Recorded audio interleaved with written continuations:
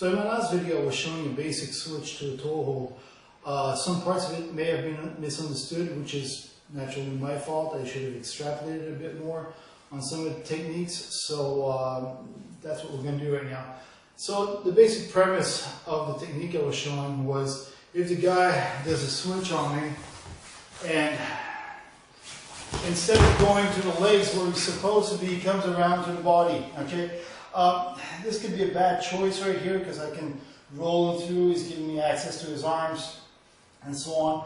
So, and that's where we were leading with the last video, is where I would keep control on his arm here. I would take him out of position by bringing his shoulders in front of his knees, and I would roll him down. Then I would pass over him to go on the far side.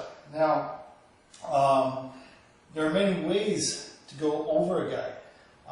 And I'm going to show 2 or 3 quick ones. So here, if I roll him forward, I take him forward, I roll him, bring the left leg over, pass the right leg through. Okay, that's the way that was shown on the video. Now the reason why I do that is when I land here with my left leg, I use it as a brace. Okay, so if the guy decides to bridge up on me or turn into me, exactly, my leg is here helping me to brace, and then I hip heist and I gain side control on him. So for my side roll, okay, again, I'm here, I roll, pass the left leg through, right leg under, okay? Now let's do this again and have him underneath bridge into me or try to turn into me while I'm passing, okay? So I'm here, I roll, one, see what happens? My leg serves as a brace. So now all I have to do is bring my right leg through, and boom, here I am, see the chest, and take him down flat, okay? Another way I could do this is by rolling him down, and instead of leading with my left leg, I'll lead with my right, and then the left, okay? What I don't like about that method is the fact that I'm kind of cutting off the momentum of when he's rolling. In the first one, I was using his momentum to kind of propel myself over him. In the second one, I have to stop and step over. Now the problem with that is, if he puts his forearm right on my hip as I roll him, right there. Now, if he hip heists out, he's getting back control on me, okay? In no way am I going to be able to pass over it, okay? Because he's not walking in there. I'm here. I got the arm. As I roll him, I'm going to try to go with right leg over so I can keep my hips square. But if he's wise to me, he's just going to put that forearm right on my hip and hip heist his way out and get back into control and most probably get my back as he's doing. So from here, I go here, try to go. I can't beat him. I can't beat him on this. Now, okay, so let's go back to variation number 1 now, and he's going to try to brace again. So I'm here. As I roll him down, he's going to try to stop me. He can't, okay, because he cannot stop my left leg from going through. So in the event that he's going for a switch, and I'm going to be trying to do it for my arm roll, and I'm going to try to step over him by keeping my hips square to him. That is, bring the right leg over first. And he decides to post on my thigh and throw me over or just bridge me over. He's going to get what he wants. Okay, he is going to be able to do that. Okay, so I'm here. Okay, he's going here. I'm taking him down. He's got that hand in front of my thigh right here. I want to reach, and there I go. Okay. Now again, if I would bring the left foot in front, so here, now he's going to try to throw me over. Brace, step off, I'm in control.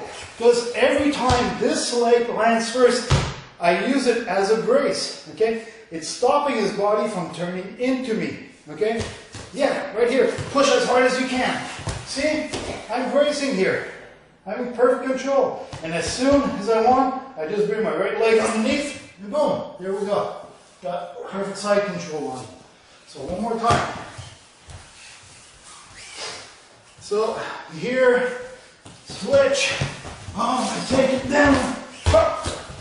Perfect side control on him. Okay? Now, basically, what this maneuver is when I'm here, okay, and I go down low with my shoulder on the mat, my left leg goes over here, braces, and then my right leg goes underneath. So from here I go one here and underneath, and I come back in position. And you can use this other places when you're rolling. Like, for example, let's say he's got a, I don't know, butterfly guard on me or something like that, okay? You're rolling against judo, jiu-jitsu, sambo, whatever, and they're going here, he wants to flip me over. Left leg down, right leg off, and I get back into side control, okay? It's just basically one maneuver amongst many others you can use to high leg over a guy, okay? It is not the only method, but it is a method that you can use. Now, another thing too is when I'm going over the guy, the way I control his arm at the end of it. Now, I want to avoid staying on the side control for too long. Actually, what I want to do is I just want to move up slightly towards his head. It'll give me better control, and it will give me a chance to keep his shoulders flat to the mat, okay, which is very important, especially if you're catch wrestling and so on, you want to work with the pins, you want to keep those shoulders flat to the mat, but we'll get into that just a bit more afterwards. So let's do the switch again, okay? So, I'm here, he's going for his switch, I'm taking him down, I'm going over, and I'm keeping control on this arm here, okay? Now what I'm going to do is I'm going to bring this arm in tight. I want to bring it close here, okay? And I want to bring that hand on top of his wrist. Why do I want to bring it nice and tight here? Because I don't want to stay off to the side here for too long. I want to go off to a 45-degree angle on him here, okay? And I want to use this hand to control his hip. So now what happens is his shoulders are flat to the mat. Because I'm controlling this arm, he can't turn away from me, and he can't turn into me because I'm controlling his hips. And I'm staying chest to chest with my man here, okay? Now, if I would want to submit him, all I would need to do is slightly take my elbow off of the mat, and I've got my shoulder. Okay, this hand there is busy now controlling his hips. So I'm controlling his movements. If his arm would be underneath here, instead of controlling the hips, what I would do is I would take this arm and dig it as deep as I can underneath his arm. I don't need to hold on, I don't need to pull, I just need to bring my arm as deep as I can underneath his arm. And again, put all my weight on him, chest to chest, okay? Now, if he tries to turn into me, it's not going to work. If he tries to roll away from me, it's not going to happen, okay? Why? Because I'm keeping his shoulders flat to the mat, okay? Now, it's a very basic principle. I mean, if I'm able to, let's say I was able to just hold him here, okay? Now, just by keeping his shoulders down, he can't hip heist anymore, he can't high leg over, he can't shrimp out, okay? Why? Because both of his shoulders are pinned to the mat, okay? No matter how hard he would try, he couldn't move. His shoulders are pinned to the mat. The minute I let one of his shoulders come off the mat, that's giving him a chance to escape, okay? No matter, even if it would be only this much, now he's got wiggle room, okay? He's got leverage to work now. I want to take that away from him. That's why, okay, when I go here, okay, for a double wrist lock, I just hold it afterwards, one hand, block the hip, and take position on him. Why? Because I'm not so much concerned by the submission rather than my position on him, okay? Now, it's going to be very hard for him to escape here, okay? I've got him pinned. I've won my round. I can move on to something else now. But if I stay here on the side for too long, I mean, we all know how to escape from these, okay? And it's not going to be long before he does. okay?